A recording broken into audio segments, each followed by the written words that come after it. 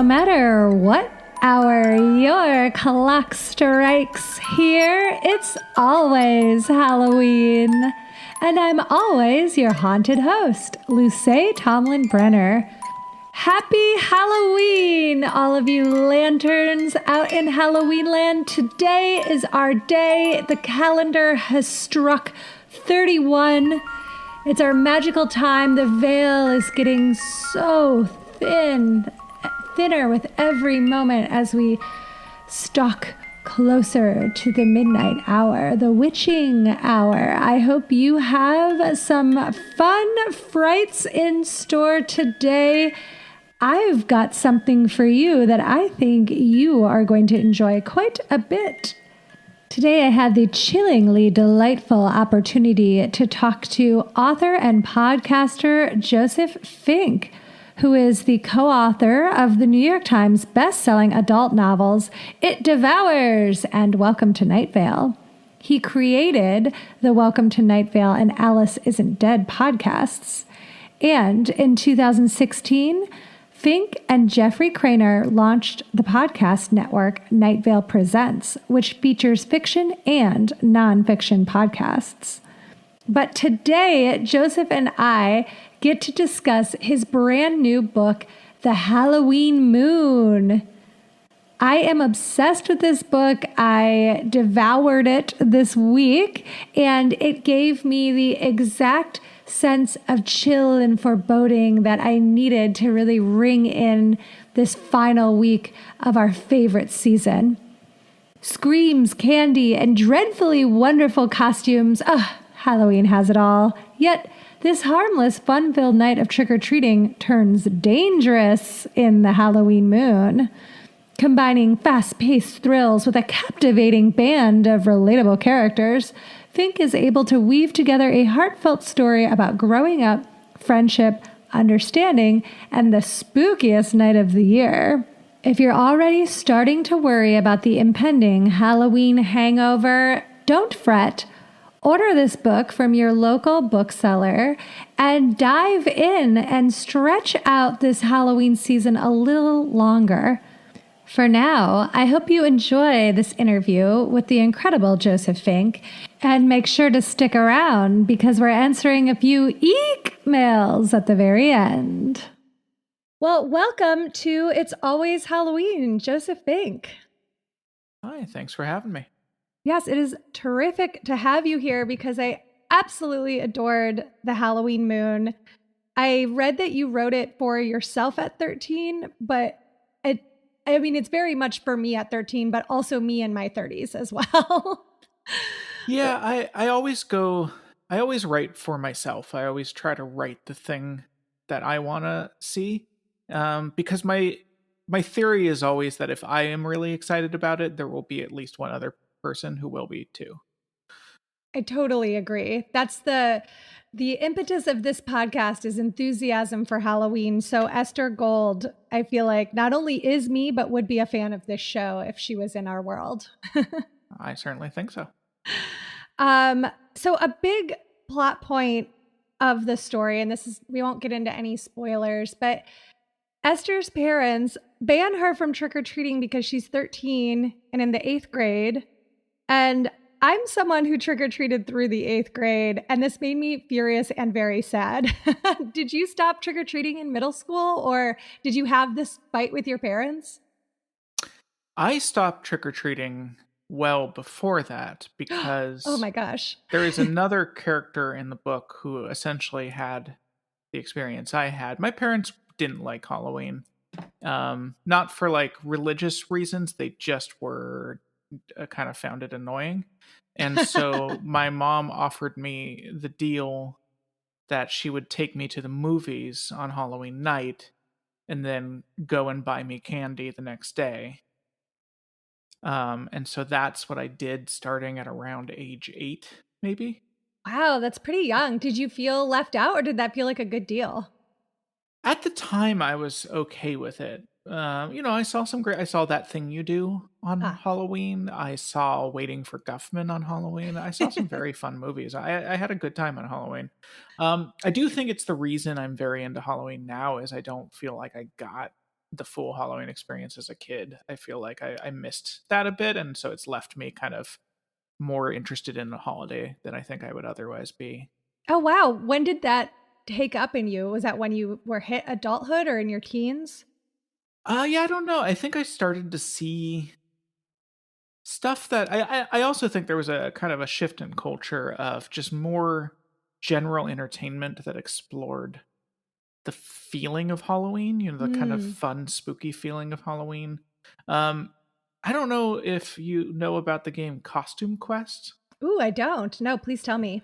Oh, this should be given the subject matter of the show. You should know about this game. It's a RPG. There was actually two of them. There's Costume Quest 1 and 2. And it's an RPG in which you play as kids trick or treating. Cute. And there's like monsters stealing all the candy and you have to stop them. Um it's and it's just dripping with that Halloween atmosphere. And so I played that and I realized, I really like this. I like the Halloween vibe a lot. And that's when my wife and I started buying more and more decorations. I mean, I do remember as a kid, I always really loved the houses that went way too big for Halloween. The Yes. houses that just fully went for it. I loved those. And so we're we're trying to gradually become that house, just kind of adding a few things to the collection every year. Oh, I love that. That was my favorite thing as a kid too. My parents would drive me around. I'm an only child, and we'd go around and look at Halloween decorations as if they were Christmas lights. Yeah, and also, I mean, I'm Jewish, and so I didn't do Christmas lights. Like this is Right. my house decoration. Oh, that's fantastic. Do you have like a favorite decoration now that you're an adult that you're like, this is the coup de grace, this is the main focus? Well, we have giant light up spider webs. They're like kind of made of Christmas light type things, but they're giant spider webs with glowing spiders in them. Oh, I really enjoy fantastic. those. And then we just have like a projection of bats flying around by the front door. Oh, I'm fond incredible. of. Do you get a lot of trick or treaters where you are? That's a great question. I have never been home on Halloween Ah, because I used to tour for a living, both live show touring and also book touring. And October was just a really busy time for that. I was always on tour. And then 2020 was the first year, obviously, I wasn't on tour for anything, but as it happens, I was in California visiting family at the time. And so this will be the first year in the 6 years I've lived in this house that we are actually home for Halloween. I'm curious if we will, because I live in a very rural area. I live basically in the middle of the woods. ooh, Um, extra spooky. so I know there are children on this street, but the houses are so far apart that I'm curious if anyone will come by. I've had some lanterns write in and tell us about their rural experience of driving to each house to go trick or treating, which totally put a new spin on it for me, involving like the car where you could have maybe a soundtrack while you're driving from house to house. I mean, I assume you'd have to out here. I'm trying to think, like, if you walked for a half an hour, you and it had to be a round trip, so you're like doing 15 minutes each way, you'd maybe get to 7 houses. Oh, yeah. Like, That's not enough to fill a pumpkin.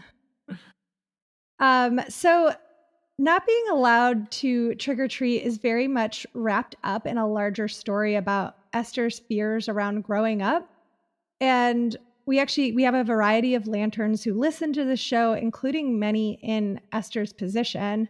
How do you think that books and storytelling can help younger people process these complex emotions and experiences around getting older and maybe aging out of things that they once loved, or that pressure? See, I love trick or treating and I never wanted to stop, but there's the pressure that it's not cool anymore after a certain age. So my parents didn't make me stop, but like my peers kind of enforced that.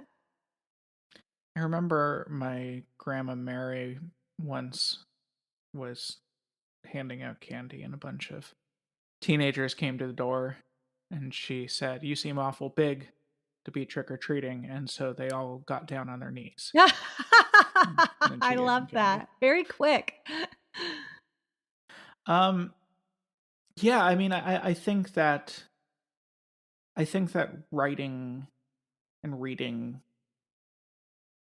stories with a fantastical element, with the supernatural, a lot of that is about exploring darker or more difficult feelings in our life in a way that is fun and safe. Definitely. Um, that's what interests me about writing it. And so I think a story like this that explores, yeah, the scary aspect of growing older, the fact that there are things that you loved that you won't be able to do her anymore or just won't start to seem interesting anymore, and there's new things and it's just constantly changing, and that can be very scary. And so I tried to explore that with this story of time literally standing still, kind of the taking the opposite. What if nothing changed? Would that Mm. be any good? Yeah, because that's kind of how you feel when you're in a time of your life or even an event where you're like, this is so fun. This is the most fun. I never want it to stop. But the actual consequences of that are very, I mean, exhausting in the best way. At the best, it's exhausting. At the worst, it's terrifying. Yeah, I mean, change is scary, but it's also, I don't remember whether I put this in the book, because I address a little bit like, the people in your family growing older, is also a frightening thing. And I remember when I was younger, I was talking with my dad about death and about dealing with grief. And he told me that, the thing about it is people have to die because then new people are born, you Hmm. know, that it's part of the cycle that you can't have people growing up and young people and new people, without people dying as well. And so he felt okay with it because that was all part of this process. And then it can be scary to be inside that process, but the good parts come with the bad parts. Hmm. That's really beautiful. I love that. Did that set your mind at ease to hear that as a young person? Um, yeah, yes and no. I've Yeah, had of course. my ups and downs with the concept. Of course. Yes, death always feels like that's what I think is interesting about Halloween. And I personally don't feel like it's just a kid's holiday because it's this interesting time for us to really embrace death in a way, or if not embrace it, accept it and look it in the eyes and be like, okay, I see you. And conceptually, I personally feel like I'm able to do that. But then anytime it touches personally, it's so much more terrifying. Yeah, and that's the beauty of horror and the beauty of Halloween is it's about exploring some of that in a way that feels fun, but it's also allowing you to think about this stuff from that distance. Absolutely. Wow. I love that. Well, do you think that Halloween is a holiday just for kids? Do you feel like there's ways? I mean, obviously, you are collecting decorations and you're enjoying it as adults, but I've had many people ask me if we enjoy it as adults because of nostalgia. And I kind of bristle at that because while nostalgia is obviously, there's a shade of that in there, you're still creating new memories all the time as a grown up. Yeah, I mean, nostalgia a bit, but as I said, I don't actually have that much in the way of childhood memories of Halloween.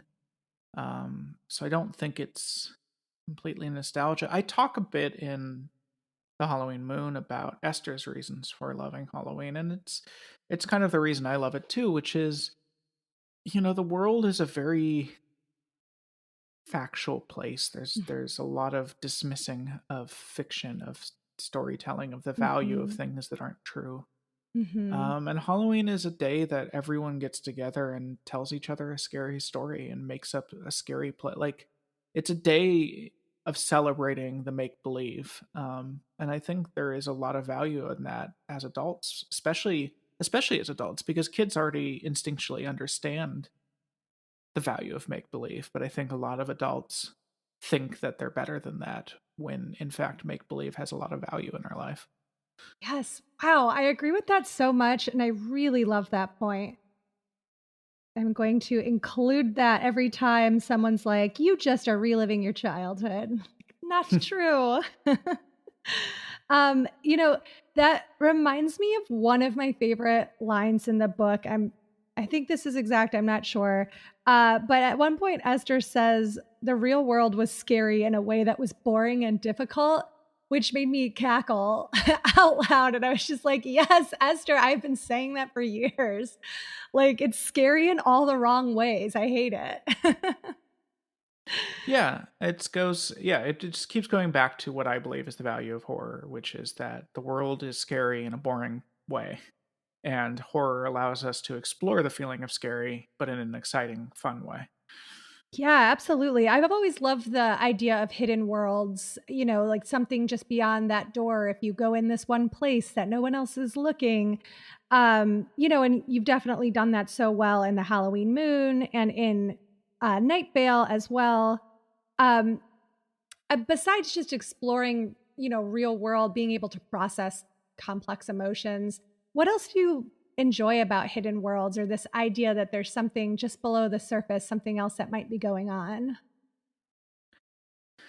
I mean, this is an idea I've had bubbling for a while, but I do kind of believe that realistic fiction is less realistic than supernatural fiction. Hmm. In that, realistic fiction depicts the world as it is, but only on a surface level in a lot of ways. And I think supernatural fiction captures the way the world feels. We experience the world through ourselves, and I think there there's so much running under the current of just the surface level what is happening, that exploring hidden worlds and exploring the things that flow underneath what we can see, it touches something very real in us. It touches Mm. something very real in the way we experience the world.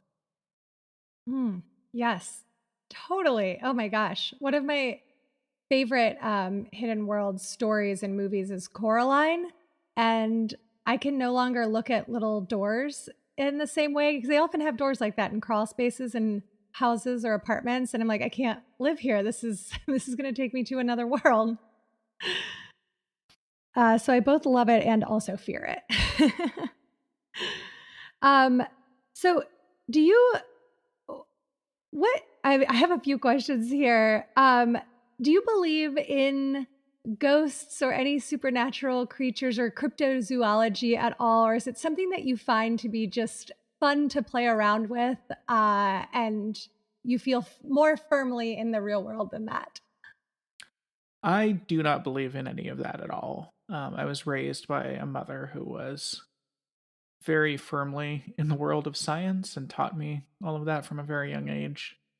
And so, yeah, I don't find anything real in things like ghosts, but I find value in a lot of value in the story of them. Ah, fantastic. So you can walk into a dark room and you're not worried about what's lurking in the corners. Depends on the day. I mean, I also have a very active imagination, and I write scary things for a living in a lot of ways. So I'm constantly running that. Um, I don't think at any point I believe there's anything actually there, but I do think my imagination can set up some chemical processes in my body going that make me feel scared. That is such a grounded and logical reasoning, and I love that.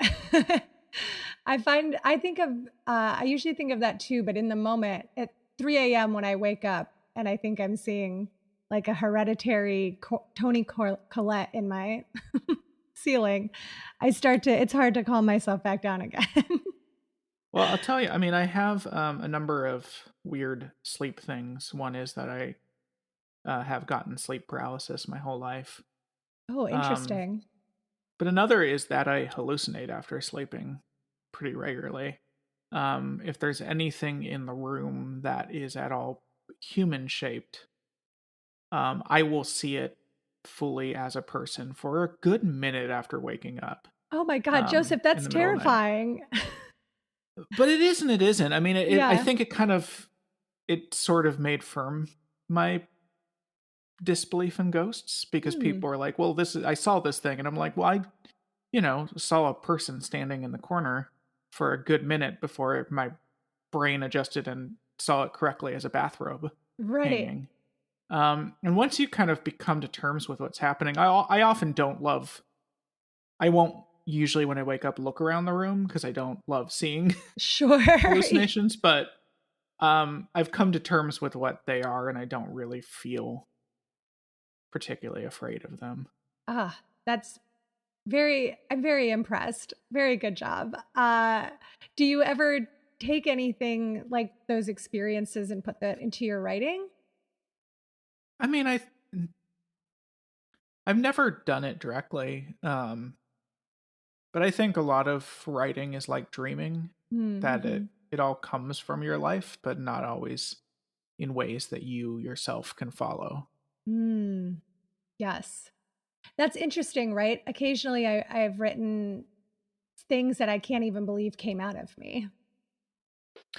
Yeah, it's the classic question of where do you get your ideas, and the answer is, I mean, I don't know, but I do think it's the same question as where do you get your dreams. Your Mm-hmm. brain makes these leaps and creates these images, and you don't always understand how it's happening.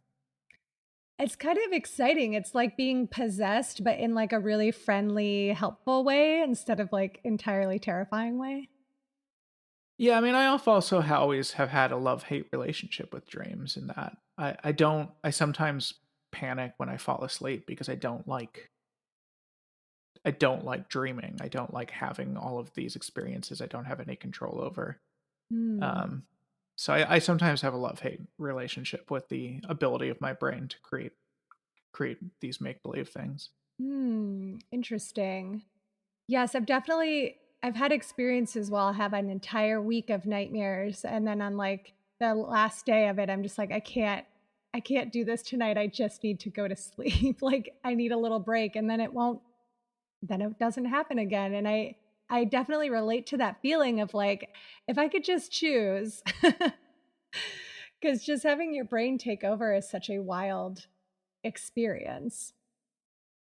Yeah, I mean, it's weird to hallucinate sometimes after I wake up, but it's just a fact of life we come to terms with, that we hallucinate for several hours at night, and while it's happening we have no idea that we think it's all real, and that's a Mm. really wild concept to come to terms with. Yeah, it's like we are kind of living our own supernatural lives in the evening. Yeah, I mean, I think, to go back to your question about hidden worlds, I think a lot of it has to do with dreaming. Mhm. We we have no choice, but we spend in essence half our lives in a world that doesn't exist, and so I think that relates pretty strongly to our interest in that. Hmm. Yeah, I've never put that together before, but I really love that. I'm going to be thinking of that for a while. Thank you for making that connection for me. Oh, I love that. Um, all right. Well, I have a couple more just kind of fun, simple Halloween questions that I know lanterns they're always writing in, calling in, asking about. Do you have favorite do you like horror or do you like things that are more cozy Halloween? And what are your favorites if so? I mean, I mostly watch horror. That's mostly what I Even watch when this it's year not. round. Oh, Oh yeah. nice. Same. Yes. I kind of watch three types of movies basically. I watch horror movies, I watch action movies sometimes, and sometimes like children's animated movies. But I would say that's like 80% horror, 10% the other two. Mhm. Um, and those are kind of essentially the only three types of movies I get around to watching. Um, because of that, there's not like a particular I associate with Halloween other than ones that take place on Halloween. Trick or Treat obviously has become a Halloween classic. Um, but yeah, I don't know. I just kind of am always watching horror, whether it's October or July. That's fantastic. Yes, same here. I have realized over the last year being extra difficult that there is a level of violence that my tolerance for has really waned. And I've gotten more into atmospheric horror films. I'm really enjoying a lot of like classics, 40s, 50s, and 60s this year because I watched a few more gory ones and I just felt my serotonin totally depleting. I was like, oh God, I can't. I need to take a little break. Do you ever feel like you get, I don't know, like worn out from it? Or are you able to apply the same sort of logic of like unreality versus the real world? Um, yeah, I don't know. It's it's most of what I watch. I do occasionally hit a point. Usually, it's with a particular movie where I'll just find that I've become a little jumpy, Mhm. which is not an experience I love, or if it's like messing with my sleep. And Mm, then at that point, I'll kind of stop for a little bit just to give my adrenaline system a little time to relax right. before I go back into it. Well, we have a couple of listener eek mails that I would love to share with you if you have time here. There's a couple of questions that listeners Absolutely. have. Okay, great. This one is just the title is Halloween Parties, and it starts Hello, fellow Halloween lovers. First, let me say, I'm so happy this podcast exists. It makes me feel like I'm not the only one that's obsessed with all things Halloween. So thank you. Some of my favorite Halloween memories are Halloween parties. Ever since my sister and I were kids, we're talking the early 2000s, we would host Halloween parties in our backyard, garage, or basement. Our parents encouraged us to have these parties and graciously allowed us to plan them. Most kids anxiously await Christmas, but my sister and I were different. We could never wait for Halloween. We would start planning our parties in the summer because we were so excited, and each year we wanted it to be the best party yet. One year, we had our parents save cardboard boxes so we could create mazes out of them in our backyard, equipped with strobe lights, creepy masks, and dead ends.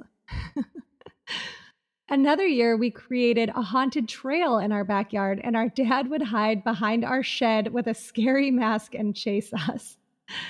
We even set up a mock graveyard and a witch's tent. Another year, we created a haunted house in our basement. And for a nice element of surprise, we had one of our neighbors bang on the windows to scare everyone.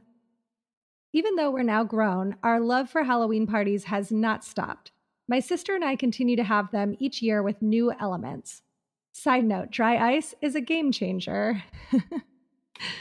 This year we did a pumpkin beer tasting party along with lots of Halloween treats and decorations. I will share the video TikTok link below so you can see some of it, and I'll drop that in the show notes for everyone to see. Did you have any Halloween parties growing up or as an adult? And if so, what are your favorite ones? Anyways, thanks for reading. I'm glad I discovered the podcast. I'll be sipping my Halloween flavored coffee and listening while watching the leaves fall. Happy hauntings, Megan. Wow, Megan, it sounds like you had the coolest childhood ever. I See, love this is what I mean about Halloween of, name another holiday in which an entire family gets together and puts on what is essentially a play. Like Yes. like it's a holiday about telling stories together. I you said it. I love that the entire family got together. Like that support is incredible. My parents were very pro Halloween, but I don't know if I could have gotten them to, like you said, engage in a theatrics in the same way. What so did you didn't celebrate Halloween after 8 years old? So I'm assuming you never got to have Halloween parties while you were growing up. No, yeah, my parents, I mean, the furthest they went with Halloween is occasionally they would carve a pumpkin with us. Okay. I do remember doing that, but definitely my parents were a very much porch lights off house on Oh. Halloween. Yep. Um, did you get to have any Halloween parties, once you graduated and moved out on your own as an adult? I have never thrown or attended a Halloween party. I mean, as I said, for the last 10 years or so, I've always been working on Halloween. I've always been on tour somewhere. Um, and then now I'm home and I would love to throw a Halloween party, but it's just you know, for health reasons, not the time. Also because I live in the woods, so there's Right, not right. that many friends nearby. Um, Oh, but a it's Halloween something I party in would the very woods. much love to do, but I have never had the chance to. I want that for you so badly. It breaks my heart a little. You haven't attended even a Halloween party. Um, Not that I remember. okay, well, a non-memorable Halloween party does not count. Like they did a bad job if you don't remember it. Um, well, I never hosted one growing up, but my next door neighbors across the street, who we were like family friends with, who had girls around my age, would throw like a block Halloween party for kids every year. And there were like the classic games of like touching the witch's eyeballs, passing that you always see that on TV, but we actually got to do it. And it was really gross. I remember it being like sticky and wet, and it was kind of messy. I feel like I know why that's a game that's only on TV, because it doesn't make practical sense in real life. But I have great memories of that. They used to tell scary stories. Everybody would like circle up, and all the adults would do like their own version, like urban legend type stuff. And then I would go home and have a hard time sleeping. And then as an adult, I've thrown 3 very successful Halloween parties, 2 in college that were bangers for sure. And then I threw one here in LA a few years ago that was, I think, one of the best parties I've ever thrown. I look back on it with nostalgia, even though it was 5 years ago. But I like did all the Pinterest, downloaded all the Pinterest recipes that was saving for years. I like did all the difficult, like made little witch's fingers out of pretzel rods and gelatin worms and all kinds of different, difficult projects. I went all in. I spent almost a whole month working on it, and it was worth it. It was great, but I haven't had that amount of time or money since. So we have to make sure you get to throw a party at some point. I feel like I need to check in with you in like 5 years and be like, have you done that party yet? Have that party.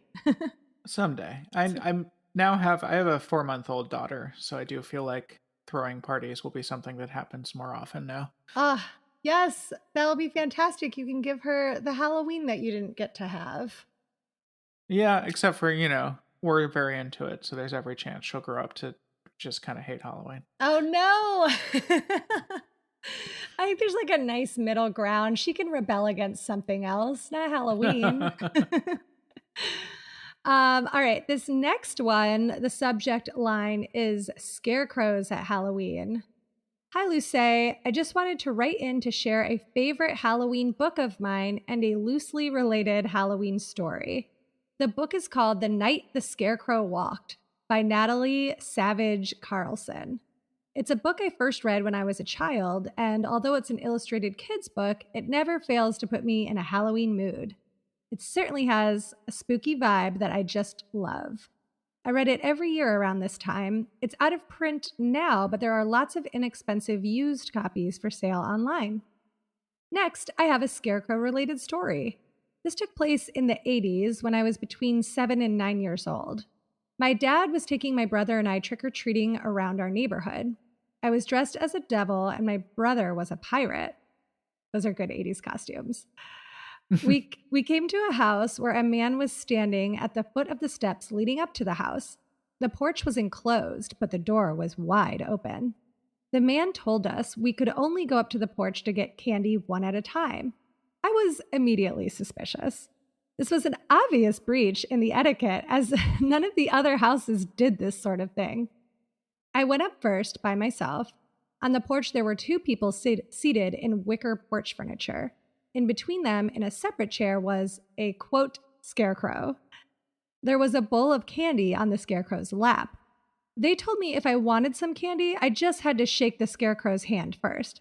I just knew that something unpleasant was about to happen to me, and I steeled myself, preparing for the inevitable scare. I lifted the scarecrow's hand so I could shake it. It did feel a little too heavy, and it was obvious that this was just an adult dressed as a scarecrow. An adult who was no doubt going to scare me to death. However, I shook the scarecrow's hand, I took a piece of candy, and nothing happened. I quickly exited the porch and walked back to my dad and brother. My brother is 3 years younger than me. I told him there was someone dressed as a scarecrow and they were probably going to scare him. He decided that he wanted to go get some candy anyways. I watched my brother go up the porch and shake the scarecrow's hand. As expected, the scarecrow shouted, "Boo!"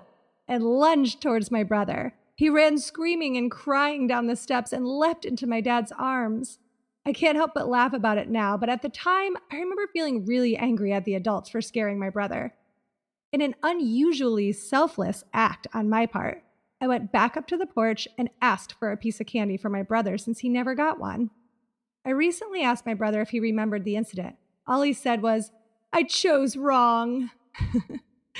I have many more Halloween memories, but I'll share them at a later time. Congrats on making your film.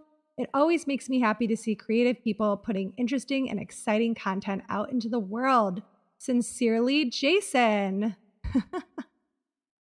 I hate that. Okay, I hate right? that. Like, that's everything about that setup is gross for me. Like, I agree. to me, Halloween scares are about fun. They're consensual. There's something about that feels very, like, the fact that they didn't do it to the older child and then did Yes. it to the younger child. It just feels mean to me, Absolutely. and I hate everything about that. That feels entirely counter to the spirit of Halloween. Yeah, it was like they wanted to make them upset. It was for the parent or the adults' enjoyment rather than the kids. Yeah, it was bullying. It was bullying pretending to be Halloween. Yes. Not a fan. No, I agree. I remember stuff like that happening to me when I trick-or-treated and like a porch full of adults laughing at me. And I was like, you're humiliating a 7-year-old. Like, Yeah, like if you're, I don't know, if you're excited about being able to scare a 7-year-old, you're just making yourself look awful. Like, yeah, it's like pretty easy to do. on a happier subject of a scarecrow, it reminds me of a horror podcast I very much recommend to folks called The please. Sink. Hmm. It's a British podcast. I forget the name of the writer. She's really wonderful. It's short. It's only like 6 episodes long. And I would describe it almost like sketch horror. Like it's just a series of brief horror vignettes. Kind of built around the idea that it's like a guided meditation for sleep podcast. But it's just like a series of these weird, and there's one in the very first episode that involves a scarecrow that's really, really good. It's one of the most memorable ones in the show. Oh, fantastic. Well, thank you for that. And it's spelled The Sink like SINK. Yes, like a kitchen sinking. sink. The Sink. Amazing. All right, great. Well, I will track that down and put a link to that in the show notes for everybody.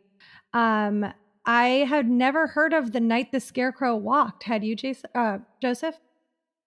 I have not. I wonder if it's possible it postdates me being at that kind of the age for it. Yeah, it's a really cool. The pictures that Jason sent to us are really neat. I'm Googling it now so I can see the. Yeah, that's an orange cover with a black scene of 2 kids running through the woods with a full moon and a jack-o'-lantern sort of like grinning, smirking at them. And on the back, the short little description says, "It was the kind of night when it's easy to believe in ghosts and witches. There was a big moon, a Halloween moon perhaps, and long shadows. An owl moaned and branches creaked. As Jeff and Libby Lou neared the cornfield, a dark cloud covered the face of the moon. 'Look,' said Jeff in a frightened whisper. 'The scarecrow is moving.' Libby Lou gasped, 'And it's coming this way!' Looking at the photo, so it's from 1979, so definitely I could have known about it, but yeah, I've never seen this before. It looks very cool. Yeah, right. I really love that illustration. This looks like the kind of book that like doesn't really exist, but magically appears on your school library shelf Halloween week. Yeah. Lightly cursed, perhaps.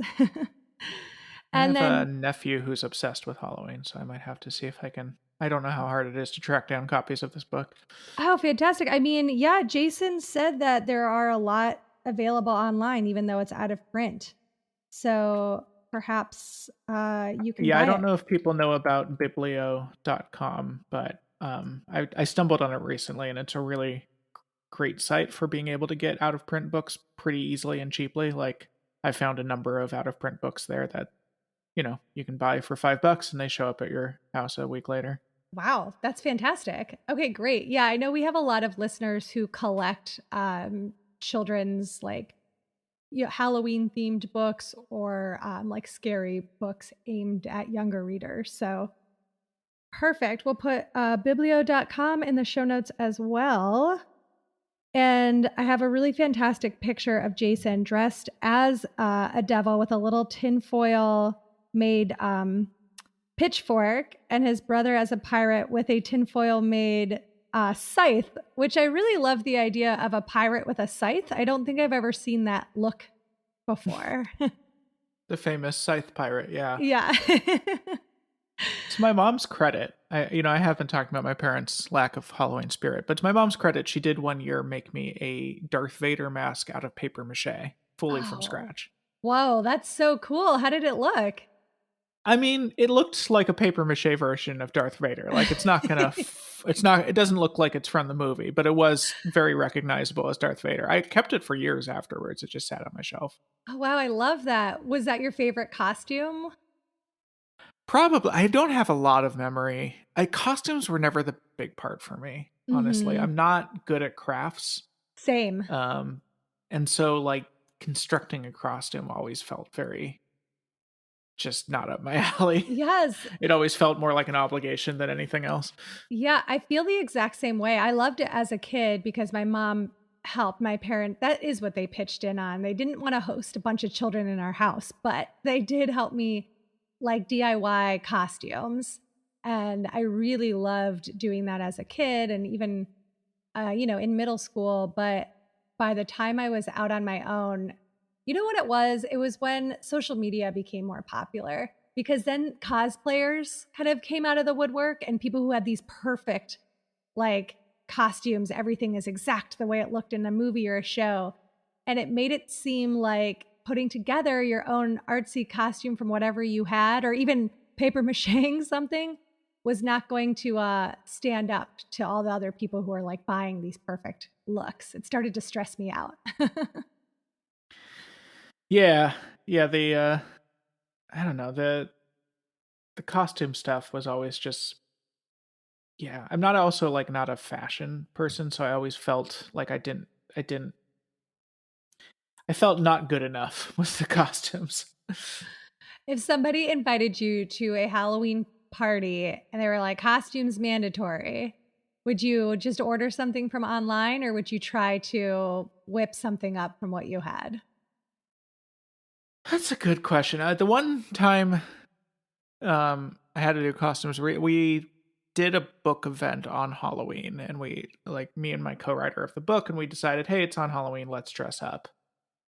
He dressed up as the log lady. He like got a prop log mailed to the hotel we were going to stay at, and that stuff. But I just dressed as I wrote this podcast and then this novel called Alice Isn't Dead. And so I decided to dress as the villain from Alice Isn't Dead. So I kind of cosplayed as the villain of my own work. Oh, that's perfect. You created it twice. Yeah, I mean it was kind of easy because he wears a very specific hat that we had started selling as merch. So it was sort of I could Oh, just buy that hat and then kind of wear the rest of the clothes were just clothes I brought. that's pretty cute. Did you have, for that reading, did fans come dressed as characters or were you guys the only ones dressed up? I don't remember. I mean, fans come dressed as characters to events all the time, year Oh, round. cute. See, That they're happens bringing you really regularly. Halloween. You get Exactly. Yes. it. So then for you, it's always Halloween also. Yeah, I try. I try to keep Halloween in my heart.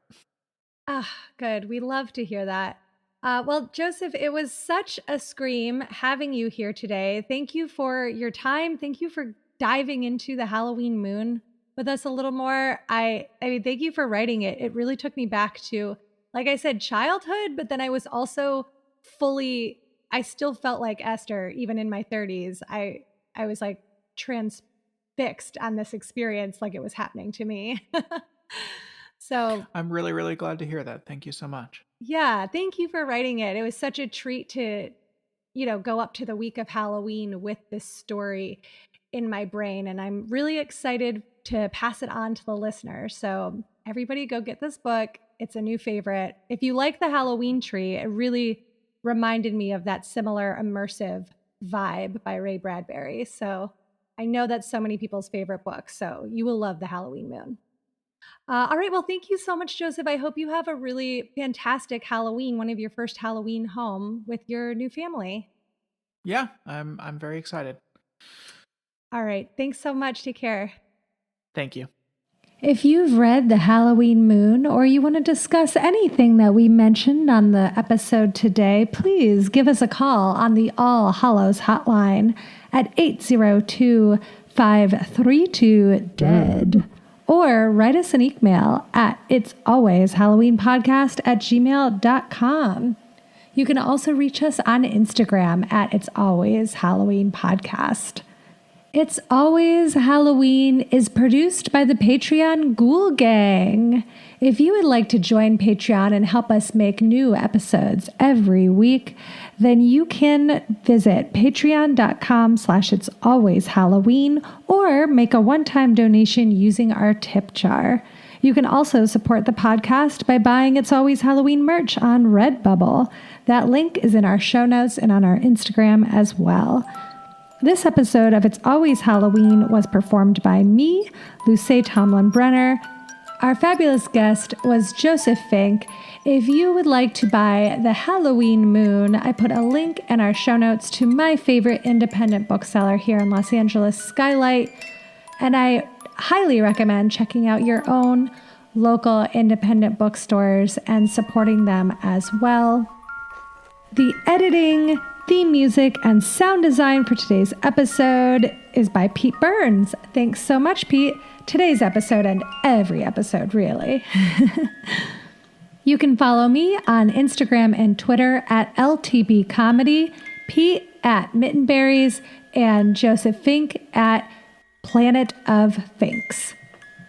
If you're on Apple Podcasts, please subscribe and write us a little review so that other like-minded ghouls can find us. We're also on the NPR One app, so subscribe to us there and tell Ira Glass that you love us. Thanks so much for listening to It's Always Halloween, and come back next time unless a secret door opens up in your house and transports you to another world.